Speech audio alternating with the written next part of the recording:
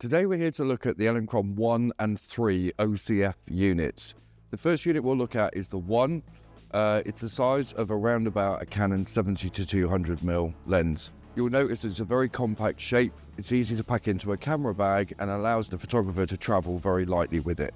Unlike most of the other Elinchrom heads, this one doesn't have the full size mount for the Elinchrom modifiers on the front.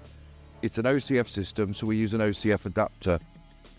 The adapter is a clamped basis that goes around the head, clamps on to give you a maximum footprint on the front and maximum grip when you're putting the biggest modifiers on. This is the full-size Elinchrom mount, and in the front, as with all the Elinchrom products, the internal reflector will become an extension of the modifier that you've put on, therefore maximising the surface area used and getting the most light shaping qualities out of your modifier. Both units have a built-in internal battery. Fast charge on both heads is around about an hour and a half, so very quick to charge in the car via their USB-C sockets. You can also attach a power bank to these units, and if it's around about a 20,000 milliamp battery, you'll get another 1100 full power flashes. The 1 as standard comes as 725 full power flashes, the 3 has 525. When we're down at the bottom end, around about the lowest power, we get around about 9,000 low power flashes, so you should have enough juice to cover all your day's shooting. If I turn the unit round, you'll see that they have simplified the back end.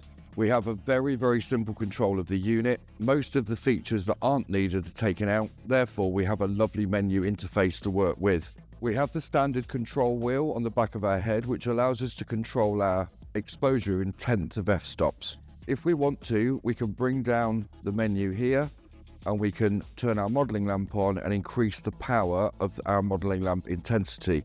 Exactly the same with the 3, but this is the 1.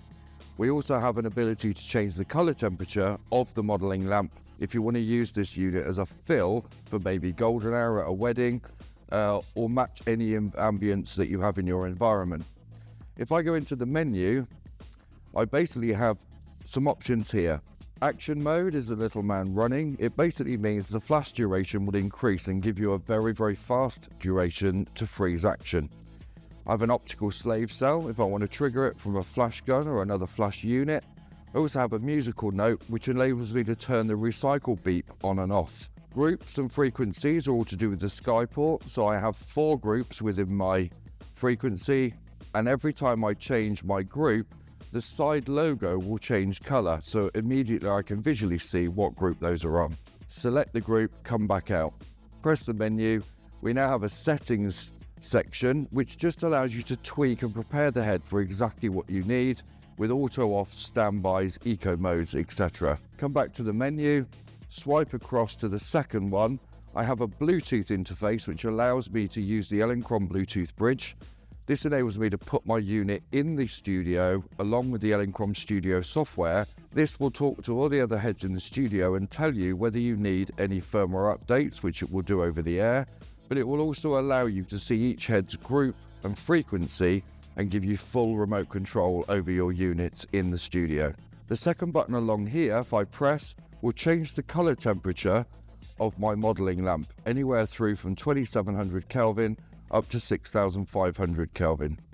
Select whichever one you want and come back out of the menu. Swipe again to this side. I now can change my display from black on white to white on black. My information tab tells me all about the unit and what kind of flashes it's done, how many recycles it's done, and is a really handy feature to keep an eye on whether your unit needs a service or not. Come back out of this menu here, and now I have all compliance regulations in this window here. Very simplified, but very easy to use. The 1 is generally designed to be used as somebody progressing from speedlight shooting a wedding. This will give you double the power of a high-end speedlight, so it will cover you for more eventualities out in the field. The 3 is 260 watt seconds, so again, it's 4 or 5 times more powerful than a flash gun. If you are progressing from speedlights, think about what you're going to be shooting, how much power you need.